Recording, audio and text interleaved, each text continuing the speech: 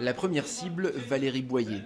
Pointée du doigt dans la presse turque, la députée UMP à l'origine du texte de loi sur la pénalisation de la négation des génocides a vu son site attaqué le 24 décembre, 2 jours après le vote à l'Assemblée. Depuis, le site du député d'origine arménienne Patrick Devedjian a également été brièvement détourné. Derrière ces piratages, un groupe de hackers turcs, les Akıncılar, qui nous a transmis cette vidéo pour expliquer ces attaques. En tant qu'activiste, notre groupe répond à des événements ou des situations qui peuvent influencer la société et l'opinion publique de manière négative. Nous réagissons aussi à des initiatives inacceptables contre la Turquie. Ce qui est intéressant, c'est l'approche nationaliste et étatiste de ces hackers. En Turquie, on ne voit pas trop l'attitude anarchiste, libertaire qu'on trouve normalement dans ces milieux.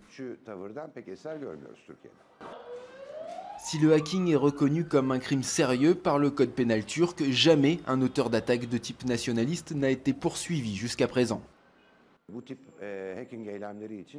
Ce genre de hacking n'est pas vraiment réprimé. En revanche, s'ils attaquent des sites de l'État turc, la police fera ce qui est en son pouvoir pour les arrêter. Il y a en quelque sorte 2 poids et 2 mesures.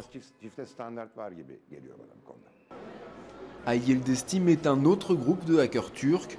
Le collectif ne se dit pas nationaliste et veut éviter l'amalgame avec des groupes comme les Akıncılar. Mais les Ay Yıldız, le croissant et l'étoile en turc, ont eux aussi attaqué des sites internet français. Des piratages qui visaient uniquement les responsables du projet de loi et qui n'auraient rien d'illégal, selon eux.